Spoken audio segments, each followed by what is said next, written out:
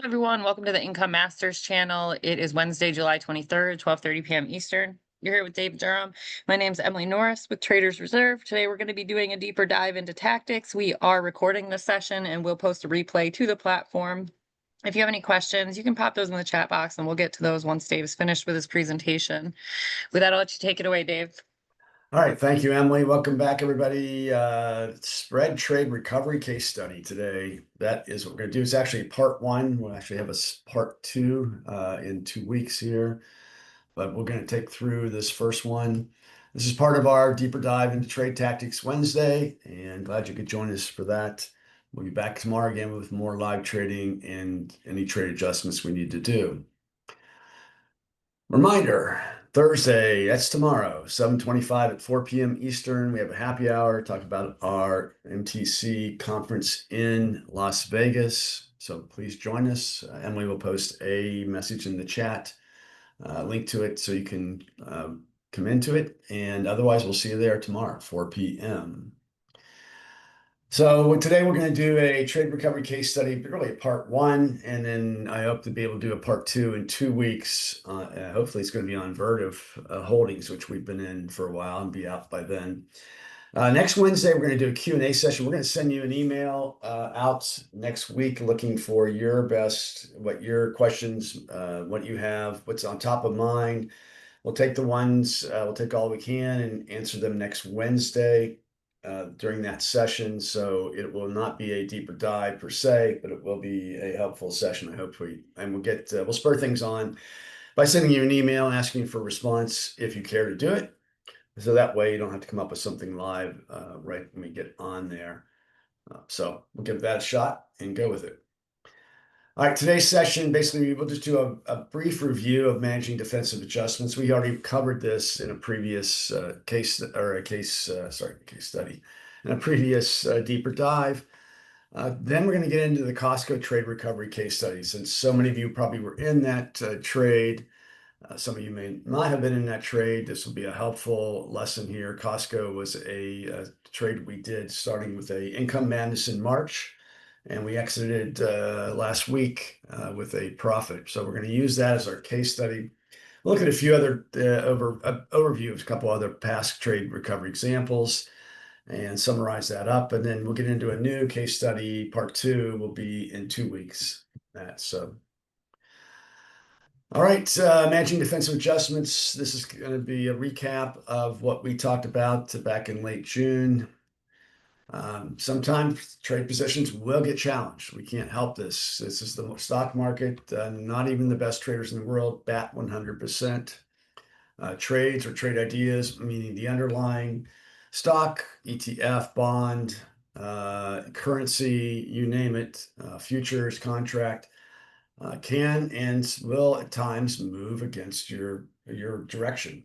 So whatever you are bullish, bearish, neutral, it's hard to avoid not having the market do that. If it was just the market was going either straight up or straight down, it would be easy. But that's not the way the stock market works. And I think everybody knows that here.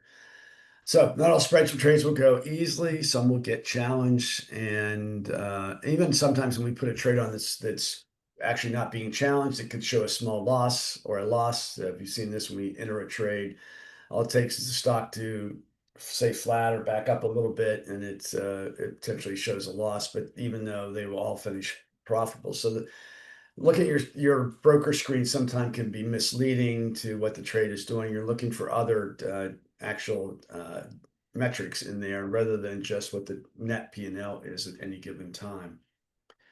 We all know the options to adjust, mainly rolling the position out in time. It doesn't have to be time, but just rolling the position out, usually with a adjustment in time and strikes. Generally, we like to do that for a credit. We can on some trades, since we're doing spreads mostly, is to add another side to the spread. It could be adding a put to a call spread to form a loosely an iron condor. It can be done in different ways there too. If a move gets too big, we can reset the trade, literally close the position, open a new position if the original trade thesis holds. We don't do that with any kind of position. We don't do that with any position. If we have some stock that has broken down for some reason, um, company's in real serious trouble, or there's been a big change in that part of the market, we can actually just move on from that trade. But if the trade thesis is still there, we can reset and we can convert it into another option strategy. There's butterflies, iron flies. We can convert into a diagonal. We won't get into too much of that right now because that's really lesser of what we do. We tend to just adjust with rolls of calls or puts. And we gave out these guidelines before. We're watching our out of the money or intrinsic value. 5 to 10% out of the money when we're in that 18 to 22 range is still fine. We'll just need to keep a closer eye. Usually 11 to 20% out of the money, we're in good shape. The theta decay will begin to work for us, and anything usually over 21, 22% out of the money within that target range is just generally we're going to be out of that trade exiting. So keep that in mind. That's just again a reminder of what we went over previously with that. So, and then lastly, really, this is a point we'll get hammered home in Costco, and again, I think in Vertiv, we like to, when we roll and adjust, collect credits if we can. The credit combined with the duration gives you more room to manage your trades. So if we collected $1 at the open, and we can add to that 50 cents, 25 cents, another dollar, better. Sometimes though, we can't help that. We have to pay a debit to defend a trade. We all recognize that as well. Particularly if we want to lower strikes to try to manage this position because of the move down. So again, debits and credits are important. You'll see this in the Costco case study here. And if you lived through it, and traded through it, you know what that was like. We took both some credits and some debits throughout that trade. Fortunately, we took more credits than we did debits, and when we closed it. So that's the important sort of lesson from this previous time is try to, if we can, use the ability when we manage to increase our credit and give us more room for safety. All right, Costco Iron Condor recovery case study. This was, again, a trade we did income madness last March, and we exited last week. So we usually don't want to be in trades that long. Costco, we entered it on 3/19, March 19th. Costco was trading at around $900. We opened the trade as a staggered Iron Condor. We sold the 17 April 800 and 790 puts. That's 10 wide. And because on the call side there was only 20 wide available, on April 17th, we sold the 965 and bought the 985 call. And this is a good example, this visual of a staggered Iron Condor. It's for the last year or so when we've traded Costco, and particularly because its valuation has gotten well extended, we were always fighting Costco to the downside. And in fact, you can actually see here in February, March, Costco traded lower. Had nothing to do with that. At that time, it was basically typical Costco movement in stock price. We battled this in 2024. And again, here at the beginning of 2025, at this point, my idea was to set this up as a staggered Iron Condor, meaning give us more room to the downside so we can protect the downside and less room to the upside. I was wrong.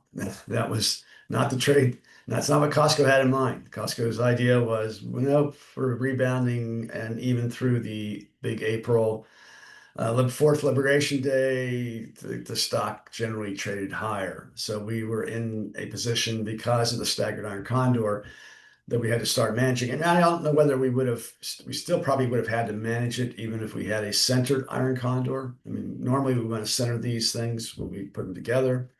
We might have equal distance for the calls and equal distance for the puts, or at least if we stagger a little bit, but we were more extreme with it. We did collect $2.60 of credit, so it's a nice chunk of change for setting up an Iron Condor compared to what we were getting in typical other trades. And we did 3 contracts in our live account. Now that also the capital required was $2,000 per contract less the credit received. So if you take 2,000, that's $6,000, but we collected the 260 per contract. So it's really 5,200, 5,220 we had exposed. So our maximum loss was $2,000 per contract, or 5,220 if this thing really cratered and we didn't manage it, decided to move on from it. But again, this visual here gives you an idea of what the staggered iron condor was if you were not in this trade. And again, it was basically looking at the past and saying this is the trend that Costco has done. And Costco is looking pretty overvalued, or at least relatively overvalued compared to other positions. So here's the roll by roll action. We did 8 adjustments, 8 rolls. The first one, actually, we just rolled the puts up to the same date. We rolled the puts up from, because we were so, the stock was moving higher. We rolled them from 800, 790 to the 830, 820. We collected 45 cents. So now we had $3.05 up there. We then, because the stock was moving higher and busting through, we had to roll the entire condor out from the April 17th to the May 2nd. We also collected a credit on that because the movement, because of this adjustment here on the puts, we were able to use that to move up and collect more credit, even if we had to pay a little extra, pay a small debit on the debit side for that roll. And then on April 16th, we rolled them again to the May 9th. So that was just a 1 week roll. We actually paid a debit. So I'm guessing I was probably, I'm not guessing, I know we had to pay a little bit on the debit side on the call and didn't have enough put credit to overcome that debit. Then you follow up on April 30th. We rolled the May 9th to the May 23rd out to the monthly. Again, we rolled our strikes up. We rolled our puts rolled our puts up and then rolled our calls up again to avoid that. That time we did collect a credit, probably again to the benefit of the puts. And then we got in here and on 5/14, we just rolled the calls up. We did same expiration date. We stayed to the on 5/14, we stayed with the May 23rd. We paid $1.95 because we didn't want to have a risk assignment or getting called out. So basically a $1.95 credit. And then we had our toughest roll, which because the stock really moved against us on the 5/18, 5/19, that area. So we rolled our puts out. The puts basically stayed the same. Sorry, the puts did move up to the 955, pretty aggressive move there. And then we had to move our calls yet again to the 1020, 1010, 1030. From there, sorry, to the 1050, 1070. So that was a big move. That was a 40-point move on that, which is why we ended up paying 583. Oops, sorry about that. 583 in a net debit. So now we're a bit in the hole. But the Costco stock settled down. It started behaving, and because of that move, we were able to then manage the Iron Condor closely around the call spread. The stock sort of settled out after that last big move. So our roll on 6/12 generated $2.80 of credit. That was helpful. Now we're back to basically not quite break even, but pretty close to that. And then we picked up on our next to last roll, actually our last roll on 6/26. We were able to get that roll the puts down a little bit and roll the calls back down again and collected $2.50. And then basically the stocks have stabilized from 6/26 to 7/15. And we could have left it in there a little longer and let this expire worthless. Stock the Costco would have, so we would have had to pay no debit to exit the trade. But at that point, we had a profit. We had $1.64 less the trading fees in the live account. We ended up with $1.30 of net credit. So you can see by trying to roll adjustments for credits, it helps build up, particularly when you already have a decent sized credit to start the 260. However, there are times when the stock just moves so much against you, you have to take a debit. And we've seen that with obviously with Lululemon and particularly with Lululemon and Salesforce. Those two stocks, we're still fighting, maybe not an uphill battle, but certainly we're still in those positions trying to manage them. This is what it looks like visually. It's again, we opened the trade with that staggered iron condor. We made the roll just on the puts here. And then we followed this up the ladder here all the way as we tried to roll out.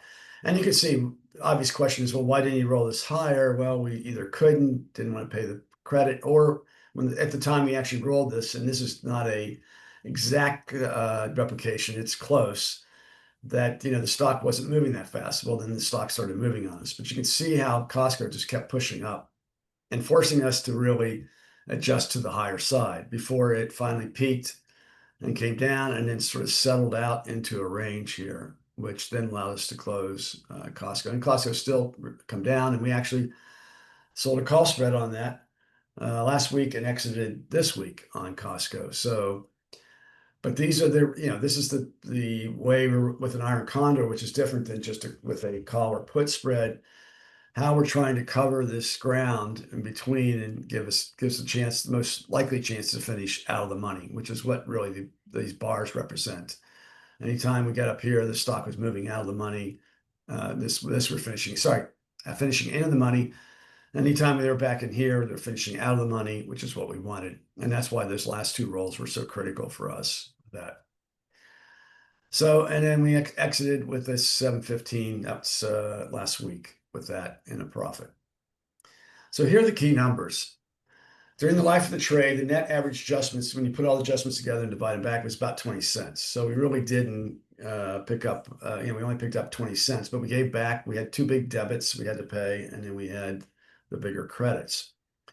The average net debit of the trade, when you looked at the trade on the board at the actual pricing, and whether it's on well, it's not on Thinkorswim because it doesn't give you all the rolls.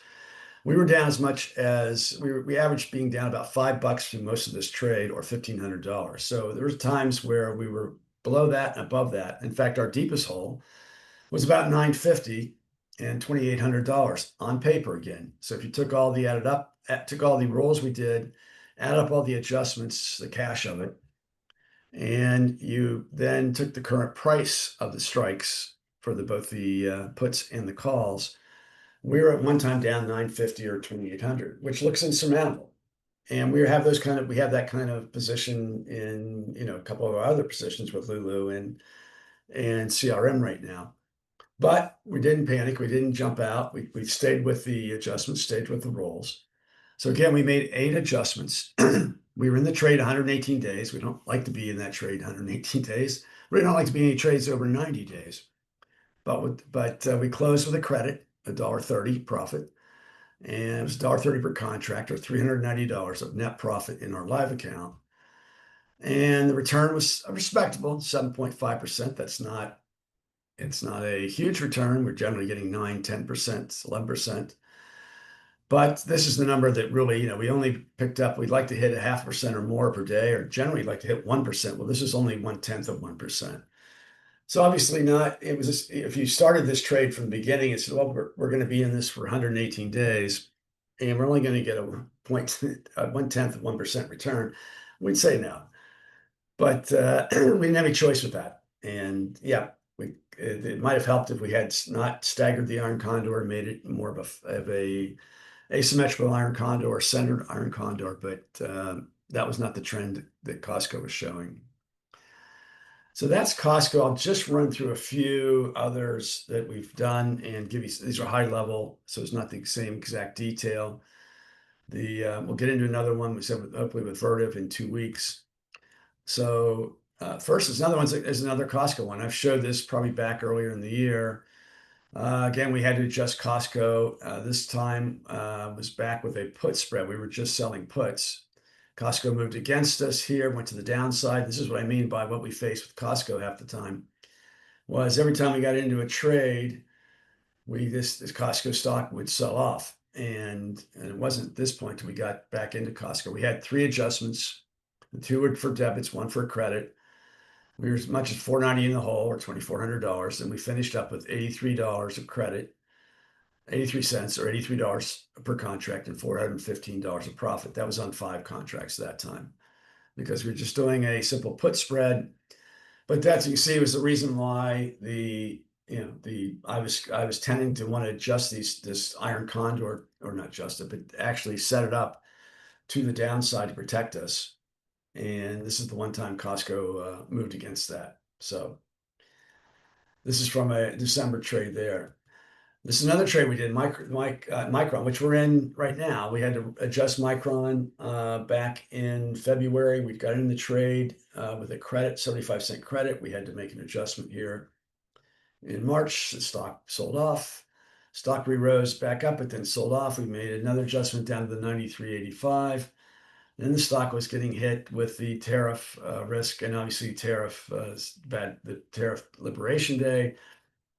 We've made another adjustment down to 85.75 put. We adjusted it one more time for credit, and we ended up out of this trade with a 45-cent profit, or $45 per contract, or $225, basically because the stock ran back up in the rally that came in May. And that's what we've been living off of with these other trades. They're now coming back to us because of that.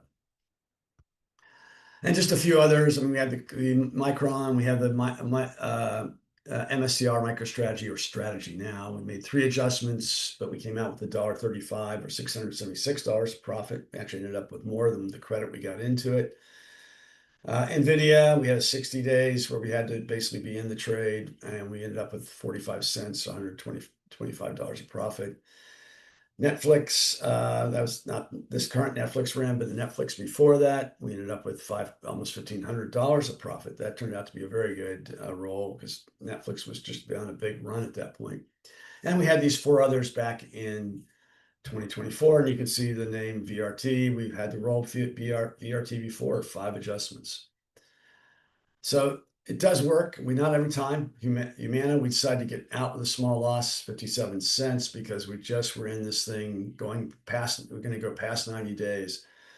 And we felt like we were, while Humana was still actually later on traded lower, for that time, it was on such a big run, we just said, let's exit at a small loss. So from time to time, we may end up exiting if we can, take the smallest loss and not the biggest loss.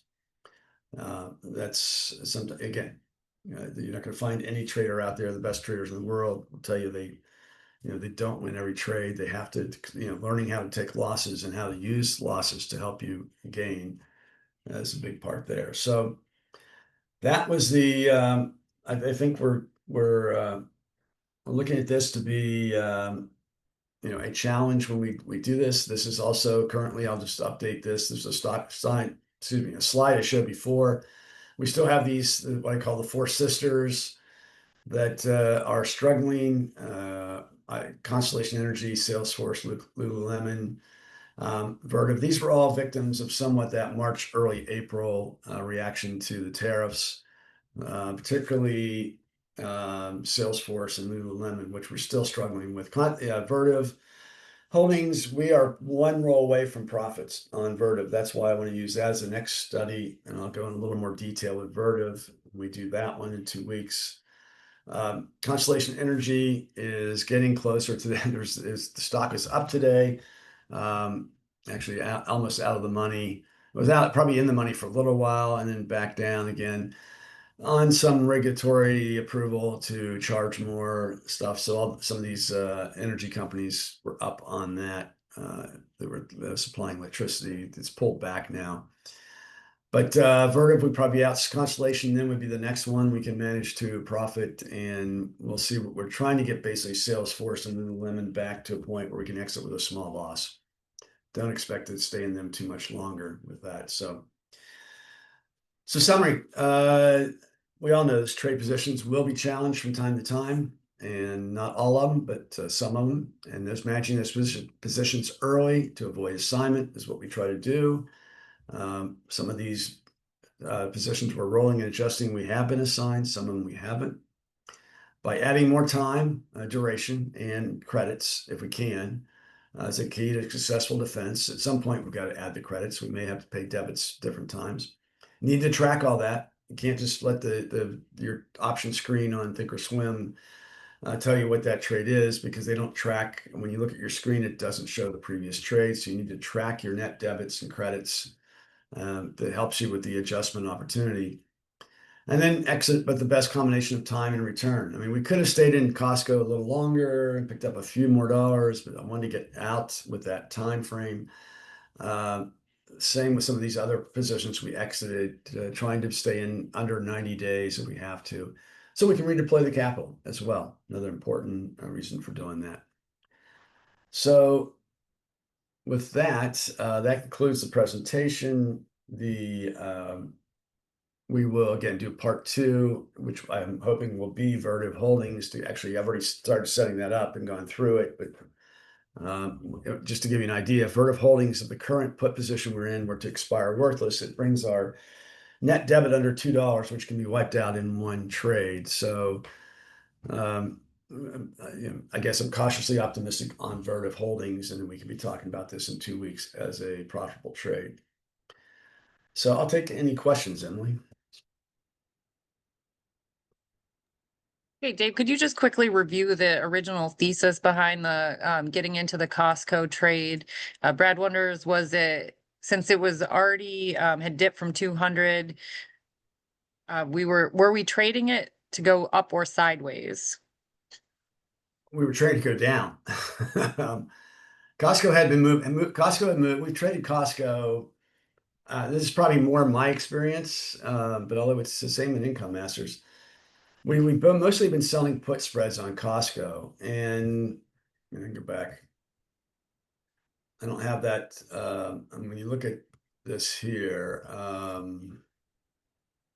well, in fact, even this one here, Costco, we got into in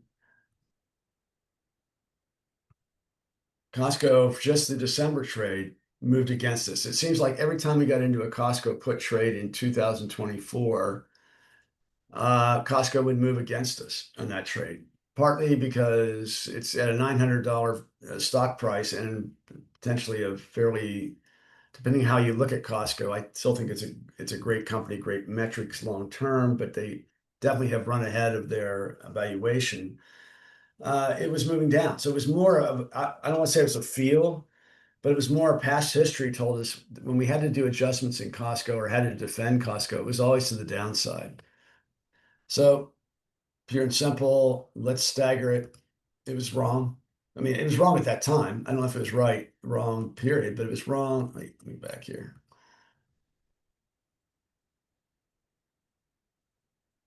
I mean, it was wrong at this time, but you can even see the month before when we adjusted December, it went down back in here in December, went up, and then went really down. So I was looking at this saying, okay, this is trading right here. We could center it more, but it's likely to come back down here, given past performance. And it did. I mean, Costco, I mean, other than a short blip here, Costco really rallied pretty much. And that was actually the Liberation Day sell off in the market entirely.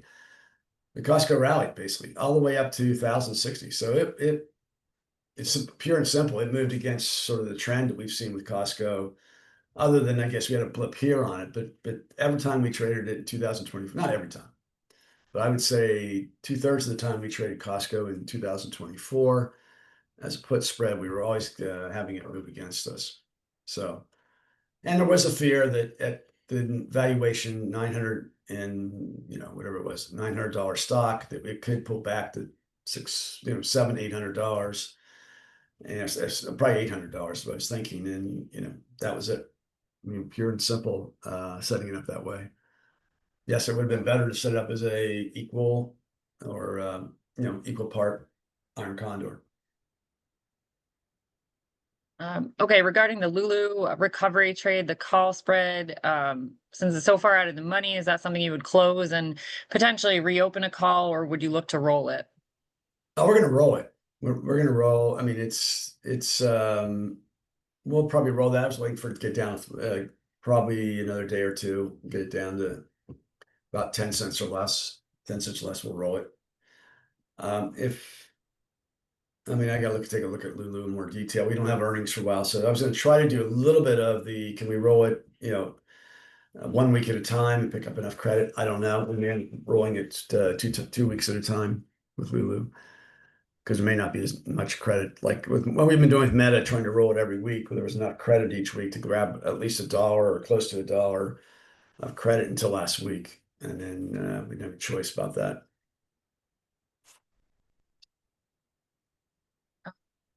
Okay, Dave, that's all the questions.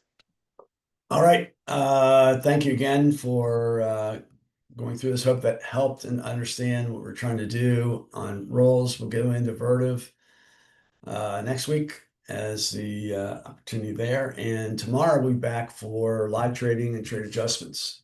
Speaking of rolling and adjusting, we may have some work to do there as well. So tune in tomorrow at 12:30 p.m. Look forward to seeing you then, and have a good rest of the day. All right, thanks, Dave. Thanks everyone for joining us. We did record this session and we'll post a replay to the platform along with Dave's slides. We'll see you tomorrow at 11 a.m. or 12:30 p.m. Eastern for our next live session. And just keep an eye on your inbox for alerts managing open positions. Thanks and have a good day trading.